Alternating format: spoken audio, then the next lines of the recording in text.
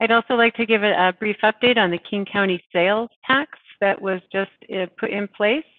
Last year, the City of Issaquah adopted a 0.1% sales tax pursuant to Washington State House Bill 1590 to fund affordable housing and support services. The sales tax was also adopted by the cities of Bellevue, North Bend, Maple Valley, Renton, Kent, Snoqualmie, and Covington.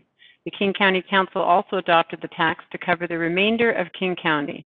The administration has been working on an agreement with King County, which would allow a portion of the tax to be retained by Issaquah for the Transit-Oriented Development Opportunity Center project, and then the funds would be transitioned to be collected from the tax would go to King County.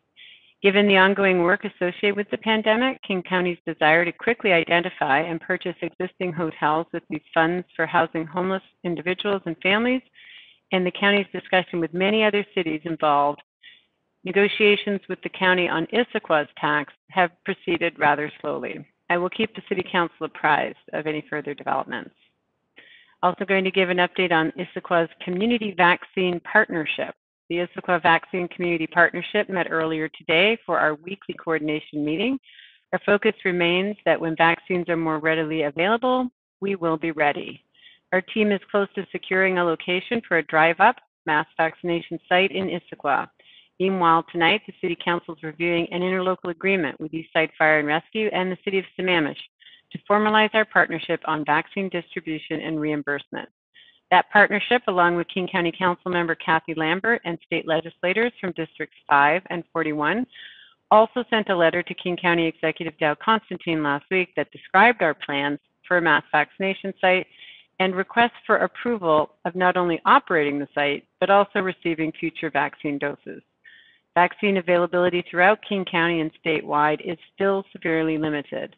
One idea we discussed today is that once our site is approved, we consider implementing a soft rollout and offer even a small amount of vaccines as supplies allow.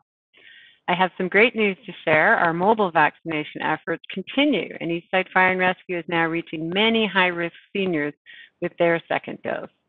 And finally, we're working on how best to promote vaccine acceptance to a variety of audiences, communities, and cultures moving forward.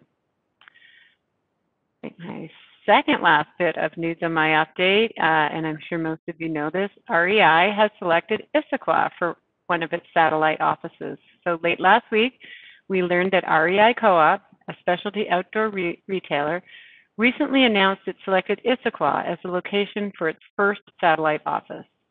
The nation's largest consumer co-op selected Rowley's Properties' newest development, called 2005 Poplar, for its innovative satellite office.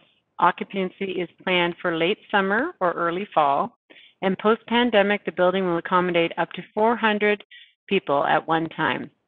We are thrilled to welcome REI, which shares our passion for sustainability, environmental protection, and outdoor recreation to our city.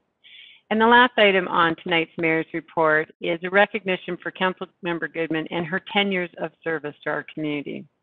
So each year, we as a city recognize our employees for various tenures of service in 5-year increments, and I'd like to take a moment to thank and commend Councilmember Goodman tonight, as she has served 10 years as City Council member this coming March 7th. Congratulations, Councilmember Goodman.